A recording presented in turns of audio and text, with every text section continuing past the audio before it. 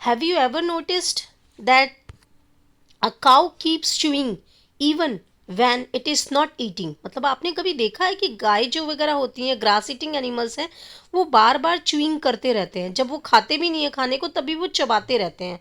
क्या आपने कभी सोचा ऐसा क्यों होता है? तो आज हम यही जानेंगे कि किसके बारे में पढ़ेंगे, that is nutrition in ruminants, और समझेंगे कि भैंस बकरी अपना खाना 2 बार क्यों चबाते हैं। So let's get started. Okay, so this is the flow chart of digestion in ruminants. तो फ्लो चार्ट है जैसे माउथ में हमने सबसे पहले च्यू करेंगे फूड को, फिर वो जाएगा सबसे पहले रूमेन के अंदर, रूमेन के बाद रेटिकुलम, रेटिकुलम के बाद ओमेसम, ओमेसम के बाद एबोमेसम के अंदर जाएगा।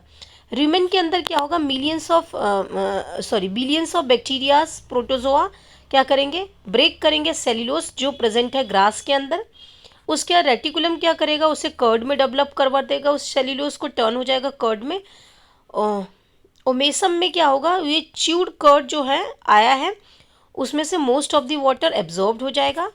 फिर एबोमेसम में क्या होगा, with the help of gastric juice की मदद से फूड जो है यहाँ पे कम्प्लीटली डाइजेस्ट हो जाएगा। चलिए इसके बारे में डिटेल में पढ़ते हैं। तो ये देख सकते हैं आप, काऊ है जो हमारा ग्रास ईटिंग एनिमल्स है। इसके अंदर 4 चैम्बर होते हैं, अभी हमने डिस्कस किया। First chamber is the rumen, second chamber is the reticulum, third chamber is the omasum and fourth chamber is the abomasum. सबसे पहले बहुत बच्चों को कन्फ्यूज़न होता है, what is this rumination, what is this ruminants. उसके बारे में हम पूरा डिटेल में डिस्कस करते हैं।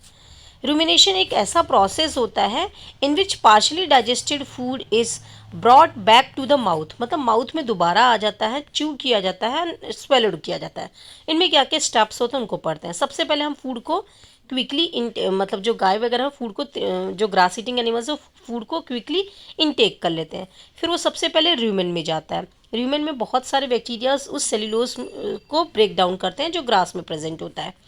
ठीक है, क्योंकि जो प्लांट की सेल वॉल किससे बनती है, सेल्यूलोज से बनती है, तो उसको ब्रेक डाउन करते हैं। हम ह्यूमन बींग्स तो ब्रेक डाउन कर नहीं सकते हैं। तो ये जो ग्रास ईटिंग एनिमल्स है फूड को पहले जो ग्रास के अंदर जो सेल्यूलोज है उसको ब्रेक डाउन करते हैं। फिर उसके बाद फॉर्म होता है cud, then return to the mouth, फिर rechewed and then swallowed. 4 chambers of stomach of ruminants.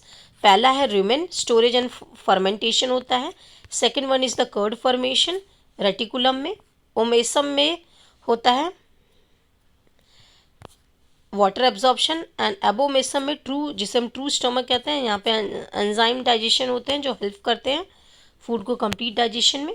Next we have rumen. Rumen क्या है, सबसे लार्जेस्ट चैम्बर है, यहाँ पे फूड कुछ समय के लिए स्टोर होता है। It contains millions of bacterias and protozoa.